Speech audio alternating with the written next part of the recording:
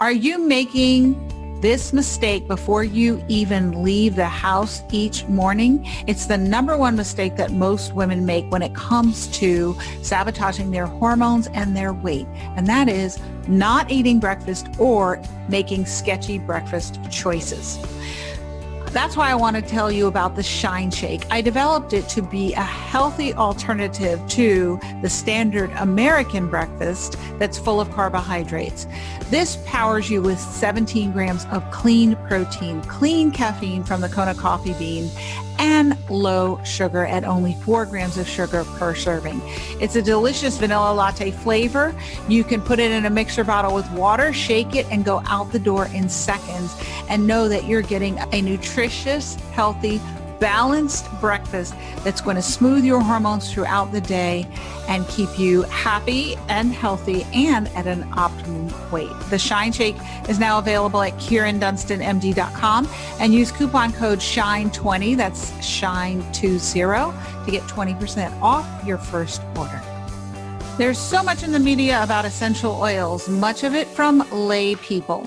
But when it comes to your health, who can you trust? Who do you trust to tell you if essential oils are really safe, effective, or a waste of your time and money? I turn to the experts, and there's no more qualified expert than a pharmacist and a pharmacotherapy specialist to render an opinion on all things essential oils when it comes to your health. So before you invest in a bottle of what might be snake oil, get a second opinion from an expert today in this episode of Her Brilliant Health Radio. Hi, I'm Dr. Kyrin Dunston, and you're listening to Her Brilliant Health Radio, where we explore integrative, natural, and holistic treatments for root cause resolution of health problems so that you can start to thrive and experience the brilliant health that you deserve. Where do you stand with the use of essential oils when it comes to your health and healing? Whether you've already dived right in and you're already using these oils in your body and home with great success, or you've heard about them, but you wonder if they're really worth your time and money and are hesitant to try them, this episode is for you. Essential oil pharmacist and goddess Lindsey Elmore is here to set the record straight on exactly what essential oils are good for and how to use them for maximum benefit. She'll also help you understand why they work, how to navigate the myriad options that are available, and when using oils could actually be detrimental to your health. Lindsey Elmore is a licensed pharmacist and board-certified pharmacotherapy specialist who discovered the magic of essential oils while on her own healing journey. She now travels the world educating people about the safe uses and proven benefits of essential oils. Welcome, Lindsey. It's wonderful to have you on Her Brilliant Health Radio. And we'll just get into it. And I've already said, Lindsey's here. She's going to set the record straight. So welcome, Lindsey. It's so great to have you on the podcast. Thank you so much for having me. So let's get into it. There's so much information out there on the internet and the media about essential oils, a lot of it from lay people who really don't know. And that's why I'm so excited to have you on the podcast, because you are a pharmacist. You are trained in this. You understand the chemistry. You understand the do's and don'ts. So help us understand, and we'll start with at the beginning, why essential oils? Well, essential oils for me were a path that I never expected to be on. I never thought essential oils would be such a big part of my life, but I kept seeing friends post online that essential oils will change your life. And I thought that they were absolutely crazy, because why on earth would an essential oil change your life? But as I got to know them, and by get to know them, I mean, like, I instantly had an emotional connection. I instantly wanted to learn about them and wanted to research. And, it just was one of those things. It was just serendipity. It all just happened that essential oils became such an integral part of my life. And as you said, the mission became bigger as I started to learn how much misinformation was out there and how confused people were who were genuinely just trying to make good health and wellness decisions. And I'm sure you as a physician, me as a pharmacist, I know that back when I was practicing pharmacy, that was something I saw all the time among patients as well. Patients just simply trying to do the best that they can, but getting conflicting information, and sometimes information from different physicians, different care providers that conflicted. And I said, you know what, let's just see if there's a different way to analyze this and to talk to people in a way, in the same way that I was trained to speak to people as a pharmacist. Right. So why do essential oils work? And so essential oils are the oils from plants, seeds. Where do they come from and why do they work? Okay, so you can get essential oils out of lots and lots of different plant material. You, whether or not you know it, have been exposed to essential oils your entire life. When you cook with rosemary, the smell that you smell, the taste that you taste, all of those are essential oils. If you've ever snapped a twig outside and seen sap come out, that is part of the essential oils with other waxins and resins mixed in. You know, stop and smelling the roses is nothing more than smelling the essential oils coming off of the plant. So essential oils are a communication tool of the plant. It communicates information throughout the plant's body, but it also communicates information with the outside world. It can put off essential oils that can protect it from predation. It can put out essential oils that say, hey guys, I'm ready for pollination, bring on the bees. So it's a communication tool. And in humans, we have been drawn to aromatic plants since the most ancient of ancient history. So early humans were found buried with aromatic plants, symbolizing that not only was there honor in the death, but that there were practices that went along with the honoring of one of our fellow mankind. Humans have been using essential oils throughout ancient Egypt as beautifying tools. They were used in ancient China, primarily for beauty routines. And then they were also incorporated into ancient medicinal practices. And these were very popular among the Romans. So the first physician, Hippocrates, said that he felt that the key to good health and long life was the bathing in aromatic liquids. So all the way going back to ancient times, humans have used essential oils. You asked how they work. Well, they work in a couple of different ways, and it kind of depends on how you're using the essential oil. You can apply it to your skin. You can inhale the essential oil. And then this one's a little bit controversial, but I stand by it. You can also ingest essential oils. So when you put an essential oil on your skin, the chemical constituents, the terpenes that are found within the essential oil, they may bring a dose of an antioxidant, which can help to beautify and make the skin stay nice and youthful. There also is something unspoken about essential oils and the way that they work. And I think it's exemplified really by what happens inside of your body when you inhale an essential oil.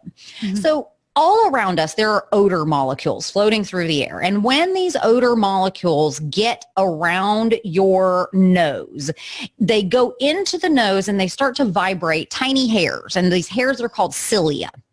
And so these tiny hairs start to vibrate, and this vibrational potential generates an electrical signal. And that electrical signal then goes across the base of the skull into a receptor cell inside the olfactory epithelium. So inside the skin cells that are inside your nose, there's a receptor. And that receptor begins a beautiful process of understanding and interpreting that scent information.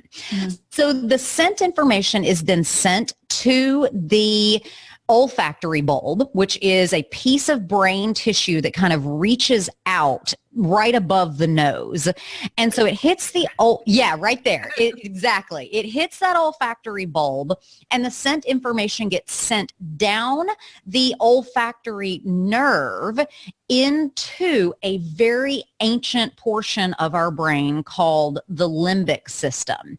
So the limbic system is the part of our brain where structures like the hypothalamus, so the part of your brain that's responsible for all of your hormone functions. We also have the amygdala, the structure in our brain that is responsible for our fight or flight sense. We have the part of the brain that relays information to the cognitive portion of our brain up front. Basically, the limbic system communicates in emotions, hormones, and the sense of smell. And this can bring up powerful associations with aromas. We've all had that moment of smelling something and being instantly transported back to grandma's kitchen or the smell of Christmas. That is aromas directly impacting your brain inside the limbic system, which then causes the memories to be triggered, for emotions to be triggered. We've all had that experience of being on a date with someone that you really like, and you get a smell of them, and the hormones get going. All of that is the sense of smell interacting with your limbic system. And then the third way that the essential oils can interact with our body is when we take them by mouth. So when we take them by mouth, they may have smooth muscle relaxant effects, as we see with peppermint essential oil in the small bowel. And we also can have some help with the digestive system by just soothing the stomach, helping to pop gas bubbles, etc. So essential oils work in a lot of different ways is basically what I'm saying. Yes, they have lots of benefits and lots of mechanisms of action, like you said. And I was surprised. I was preparing for a talk that I was doing an interview about hormones and essential oils the other day, how much research is out there on what these hormones actually do biochemically in the body, and that they do exert a statistically significant mechanism of action in so many areas, just with the inhaling for the lavender for 10 minutes and the decrease in depression and anxiety. I was amazed at the research. I just was amazed at the amount of research that is available on the indications for essential oils. And I know that it's something that's still not taught in mainstream medicine. So I'm just so grateful that it's a tool that I've learned about and picked up and used. So what are some of your favorite applications for essential oils where you really think they shine? I think that I use essential oils all throughout the day, all throughout life. And I think that it's so individualized. And that, I think, is where they shine the brightest, is that what works for one person may not work for another person, but you find something else that works just splendidly and you love it. But for me, diffusing calming scents at bedtime, be it lavender or a vetiver or a valerian or rue, all of those earthy calming scents that can really help to set that bedtime routine. You know, I heard yesterday a study came out that humans are getting less sleep today than we've ever gotten in the entire history of human existence. And that to me is scary. And I know I'm guilty of it, laying in bed, scrolling on the iPhone, the whole thing, but turning on a diffuser with some essential oils to say, okay, now is the time for me to turn off my brain and to actually rest and recuperate and restore my body. That's one way I think they shine.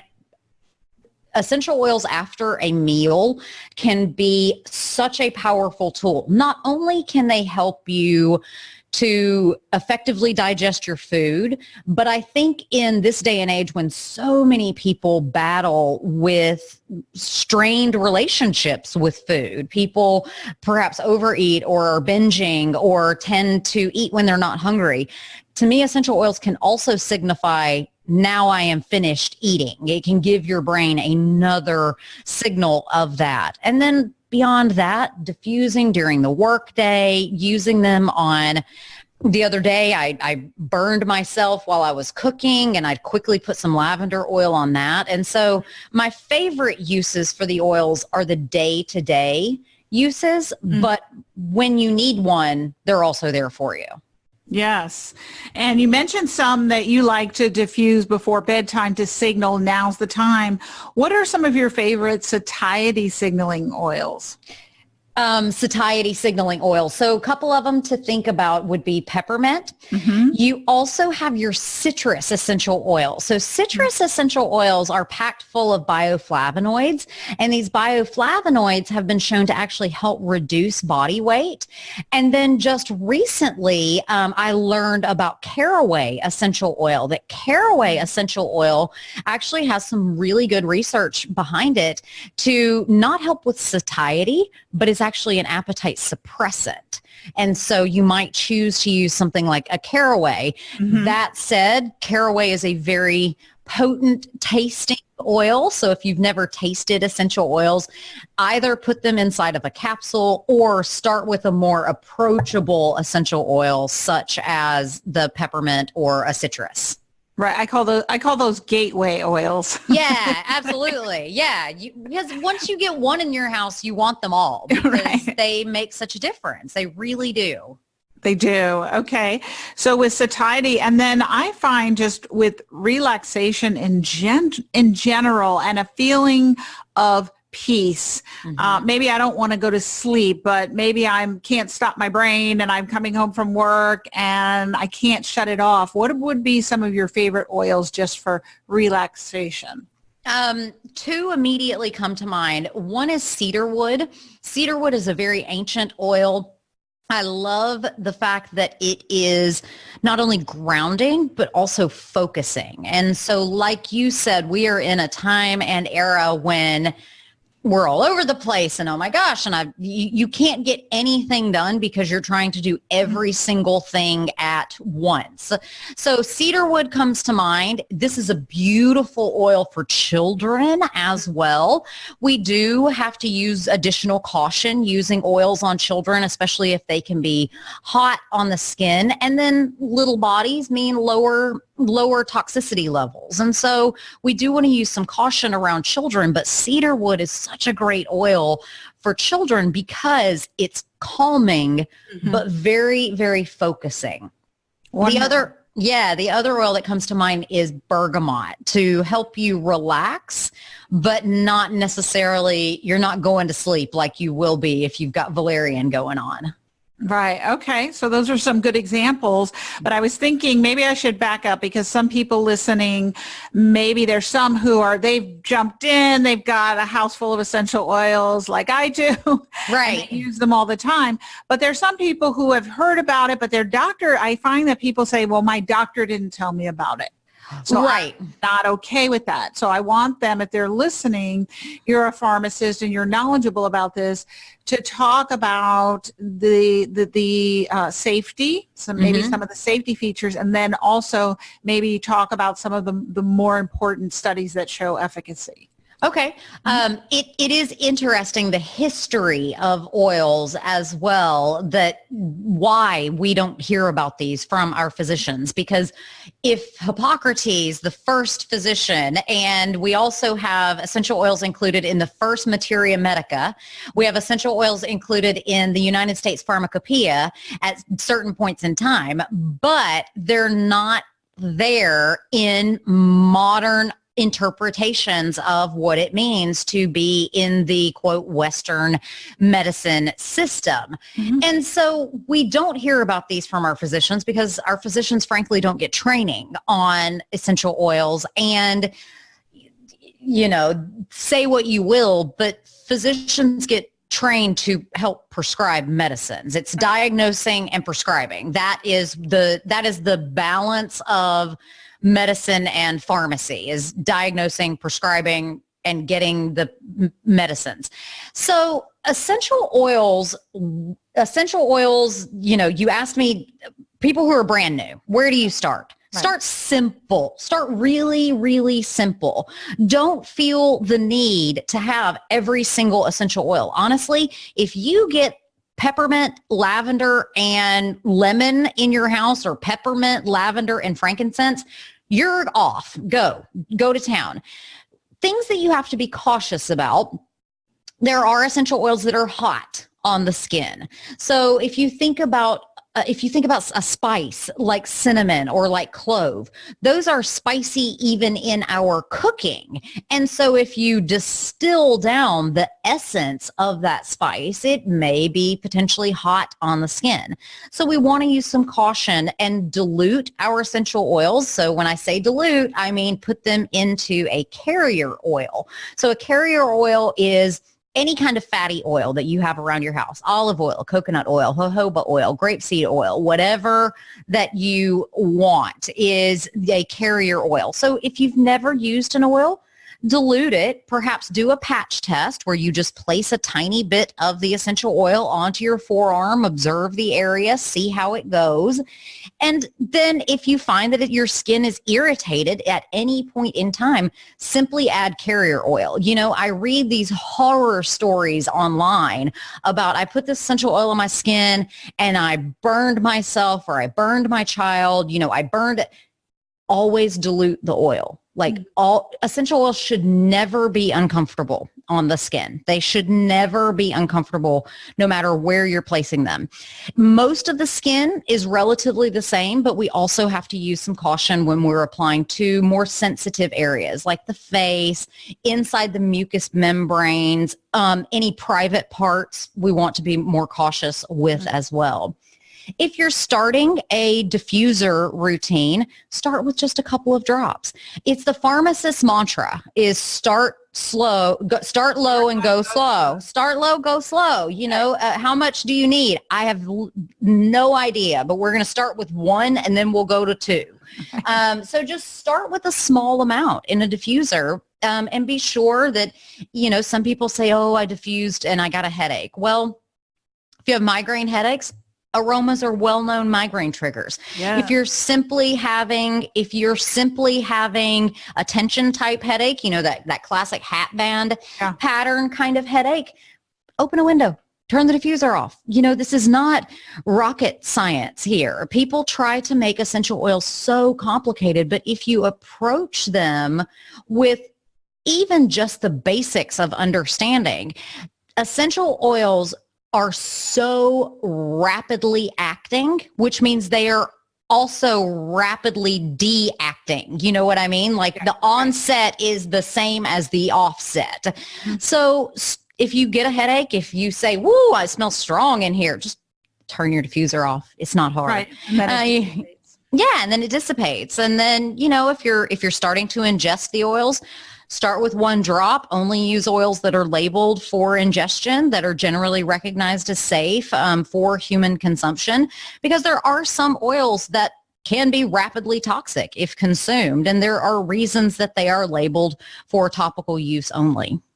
And what about the issue of purity? Because it's my understanding that something can be labeled an essential oil, but actually only has to have a certain percentage of essential oil, and doesn't mean the whole contents of the bottle is an essential oil. Is that correct? So I have heard this, and I've asked people, and I've said, guys, where is this documented? Because I have never seen that documentation. However, I also am not naive. I know that no one is policing what Joe Schmo brand that's only distributed in 3 states in the middle of the United States. Like, nobody's checking to see what their marketing materials say. So what you have to do is find a company that you really trust. You've got to find a company that has excellent quality standards.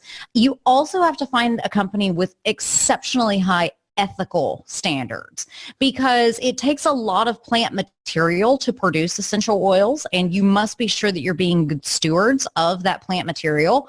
And then also there is a lot of forced labor and slave labor that goes into the production of not just aromatic plants, but global farming in general. And so you also want to be sure that you are getting your essential oils from a company that pays workers fairly. And in order to do that, you have to find a company that allows you to ask some pretty tough questions. And some companies will, and other companies just absolutely will not. But you can find out what is their stewardship program? What is their, all companies that produce essential oils are bound by something called the Lacey Act, which governs how plants are moved across international barriers and how plant materials are moved across international barriers. And so ask, do you have a compliance department dedicated to this? And so you got to find out more about that company, and just be aware if you're buying an essential oil that's very, very, very inexpensive, it's not a high quality oil, simply because the price reflects the amount of plant material that it takes to get it out of the plant. Mm-hmm. And there are lots of them available. So buyer beware, I guess, is the caveat, and going with a brand that you trust. Yes. Make sure you understand routes of application and modes of application. And what are some of your favorite studies that you've seen that have really highlighted the oils? I know I came across one the other day that was about the depression and anxiety alleviation with 10 minutes of inhaling it straight from the bottle, just inhaling it. Statistically significant improvement. I came across one talking about peppermint oil and the alleviation of migraine headaches. That was very impressive. So what are some of your favorite studies that highlight? I think that there are multiple studies related to stomach upset and GI upset related to irritable bowel syndrome, and peppermint oil. There is actually an approved drug called, I think it's called Mentoil, like Mentoil, all as one word. And so in order to get that drug approved, there was a need to do these really high quality randomized control trials with true outcome measures. So I love that data. There is also an encapsulated version of lavender essential oil marketed as a drug in Germany called Scalexin. And I absolutely love this drug as well, because it goes through not only information related to the treatment of anxiety and depression using this Scalexin, but it also goes through and answers a lot of questions that are important to women, which is, does this interact with my birth control pill? Does this interact with other medications? And so I love that data as well. And I'll tell you one study in particular that I absolutely, I'm going to tell you one in depth, and then I want to highlight one other one. There was a study, like you mentioned, the inhalation of lavender can reduce the amount of anxiety in women. Someone duplicated this study in infants, and I think it is just the sweetest study. So they had two groups of infants. Half were allocated to a 100% grapeseed oil bath, and the other was allocated to 80% grapeseed oil, 20% lavender oil inside of a water bath. So you're bathing a baby like normal, and then you just put a milliliter or whatever of this grapeseed oil and lavender mixture. The children that were bathed in the lavender essential oil and grapeseed mixture laughed more during the bath. They made better eye contact with their mother during the bath. They went to sleep faster and stayed asleep longer. And then they measured blood levels of cortisol in the moms. And the moms who had bathed their infant in the lavender and grapeseed mixture had lower levels of circulating cortisol than the mothers who had bathed their children in grapeseed oil alone. I mean, that to me just So many young moms want that in their life. A baby that laughs, makes eye contact, goes to sleep, and stays asleep. Like that to me is just like, wow.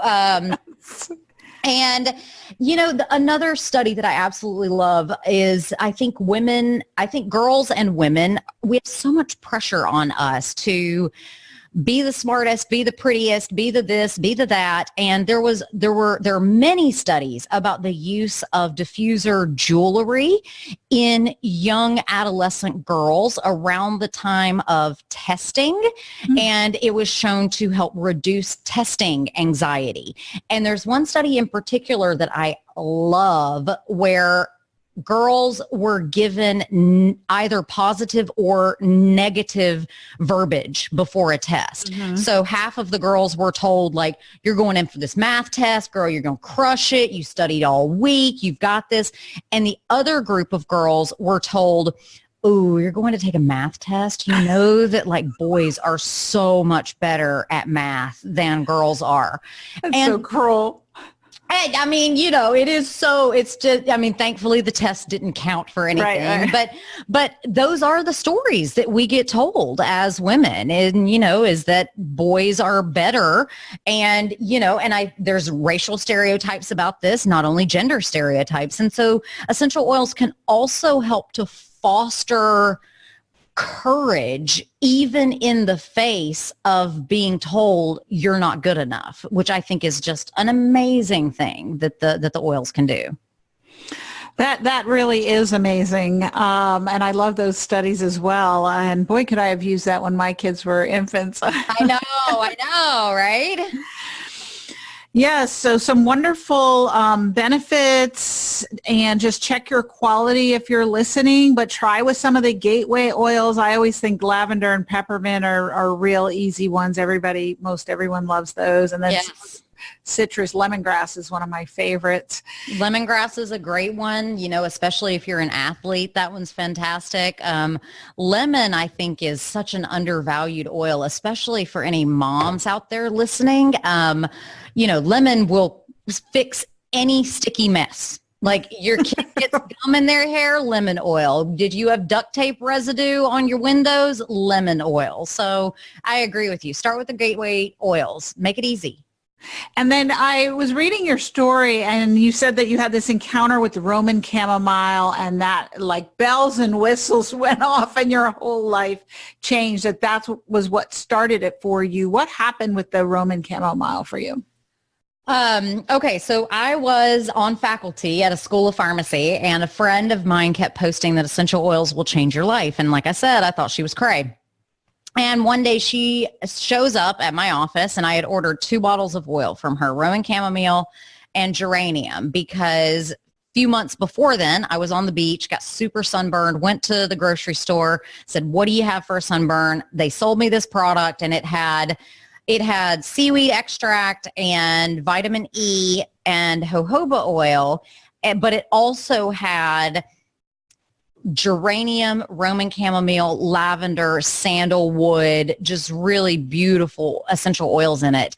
And I could not find Roman chamomile or geranium at my local grocery store. And so I asked my friend if she could help me get these oils. She brought me those oils at my office. And I remember sitting there, in my big lauded faculty chair surrounded by all of my diplomas. And I was instantly in love, just like there's no other way to describe the emotions that I felt. I instantly was drawn to it. I instantly wanted more. And then a few weeks later, I sat down, I bought a kit that had 11 different oils in it. And so I got that kit and I sat there in my living room floor. And from the very first moment, I was fearless, completely fearless with the oils. I think some people, they come into it and they're like, oh, I got to do my research and oh, I got to do this and oh my gosh, I was fearless. I was putting frankincense on my head. I had a diffuser going, diffusing some citrus oils. I was, taking drops of peppermint by mouth. Something instant. It was like a light switch flipped in me. Mm-hmm. Something instant happened. And it is one of those inexplicable things that essential oils can do for us. Mm-hmm. I love that story. I love it. And we've talked a lot about uses for the physical body, but home care. Yeah. Yeah. I mean, yeah, it's amazing. You know, people do not understand how many toxins are in their home care products. People do not understand how many toxins are in their personal care products. You know, the stuff that you're washing your intimate places with. Are you sure that there aren't things in there that are endocrine disruptors that are, you know, potentially causing you harm? And around the house, I mean, number one, turning on a diffuser is like the quickest way to clean your house ever. If you have friends coming over, get your orange oil diffusing right away, because people are going to walk in and they're going to go, oh, and it's going to smell clean and smell nice, even if you didn't lift a finger. I use essential oils. I've already mentioned about the sticky messes. Every Saturday, I turn on my diffuser with one of the oils that you mentioned. I put some lemongrass in there, maybe even some cinnamon or some clove, and that just helps to refresh the environment as well. And you can use essential oils in all kinds of DIY home care products. So over on my blog, there's recipes for DIYs such as bathtub scrubs, toilet fizzies. You can clean. I clean everything in my house using something that has an essential oil in it. Right. And I'm all about that. And if you're listening, I have to say once again, and I know I say it all the time, get rid of the artificial fragrances. They are toxic. The feds, the fragrance emitting devices that you plug in, full of petrochemicals, your spray that you spray full of petrochemicals, anything with an artificial scent, it's got petroleum-based chemicals in it that are artificially scenting, and those are known carcinogens, and they're endocrine disruptors, and they will make you sick even though you like the way they smell, and you may get sick 20 or 30 years later and not even associated with the fact that your house was full of these things. And then the cleaning products. So I just want to re-emphasize what Lindsey's saying. And part of detoxing your body is detoxing your house, because if you don't detox your house, you're just going to retox yourself when you're done. 100%. And, you know, some people say that when they switch over to a more holistic and a more healthy and a more natural lifestyle, there can be an adjustment period where you kind of feel like crap, but keep going, have confidence that you're doing the right thing. Because I saw, I was watching, I don't know why, I went on an Instagram. I had a moment where I got lost on Instagram, and I somehow ended up watching clips from Revenge Body, the Khloe Kardashian show, where she takes people who are overweight and feel bad about themselves, and they go through this 12-week-long boot camp. And one of the trainers said something in that clip that actually stuck with me. The first workout that this person who was overweight had all this hatred, enough to go on a show called Revenge Body, which, girl, I'm telling you now, you better off without that guy anyway. I don't care who he is and what he said to you. You don't need revenge on this guy. Do it for you. But this trainer is training this woman for the first time, and she starts violently vomiting, not from just working out. You could hear, and the trainer said it's like an exorcism. And she says, this is literally the toxic load coming out of you. And so if you embark on a more natural lifestyle and you say, you know what, I'm sick and tired of being sick and tired. How do I change? What do I do to change and to make my life better? You may have some time where those poops kind of stink, and where your sweat kind of stinks, and where you may throw up, and there may be stuff coming out that you're just like, oh, what even is this? But, you know, the Gerson method, Dr. Max Gerson, I heard one of his practitioners one time say, sickness literally leaves your body through the bowels. You know, that is literally toxic load and sickness leaving you. So keep that in mind, keep that in mind when the times get tough. Yes. And so you've shared so much wonderful information. If you're listening now, maybe you're not on the fence. Maybe you're going to try some essential oils. And I'm going to ask Lindsey to leave us with your top 3 take action tips when it comes to essential oils. If you're wanting brilliant health, what would you recommend? Number 1, start. Just do it. Just start, commit, do it. You can come and talk to me. I can help you get started with oils. I'm sure that, Dr. Dunstan here would help you get started with oils as well. Just talk to someone that find a company that you trust, find a company that you like, and just start using oils. And here's the other thing. Use them with confidence. Use them with courage, and use them with smarts. There are going to be people that tell you like, oh, fine, you're on that bandwagon. I can't believe it. Oh my God. Just be like, I sure am. What you going to do? And so use them judiciously, but use them throughout the day. And then if you're somebody who you say, you know what, I can't make a decision. I don't know what to do about my health and wellness. Are essential oils right for me? I don't know, whatever. Time for you to learn a method about making decisions. And I have a free ebook over on my website that you can come and learn my 7-step approach to making choices that honor your body, honor your health and wellness, and make you so empowered that you can do it unapologetically to everybody who tells you that you're wrong. Because you're going to have people that tell you that you're wrong. It's just the fact of life. Oh, I love that. So there's lots of take actions in there. So many. And yeah, no, that's awesome. And so get started, get a good company, and stand by your decisions, and Yes. check out Lindsey's website for her free book on that. She's got detox program, lots of trainings and information there. We will have the link in the show notes. And I have to ask you, the name of the podcast is Her Brilliant Health, and you certainly exemplify that. I would love if you could share with everyone what that means to you. I was thinking about this earlier, and I think that Her Brilliant Health means living authentically, exactly how you were designed, without apology. Yes. Yes. I love that. Yeah. So beautiful. Thank you for sharing your expertise, your journey, and your passion with us. It's so very much appreciated. Thank you so much for having me. It was my honor.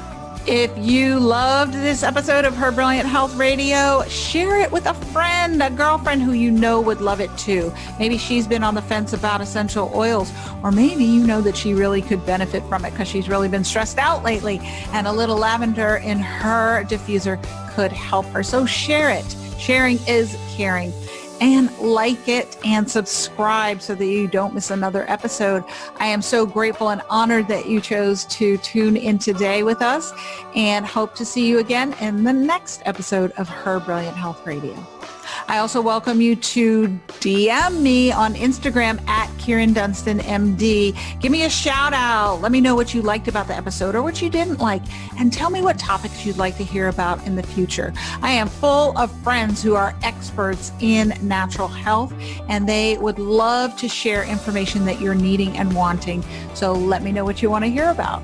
Or if you have experience with essential oils that you think others could benefit from, let me know that too.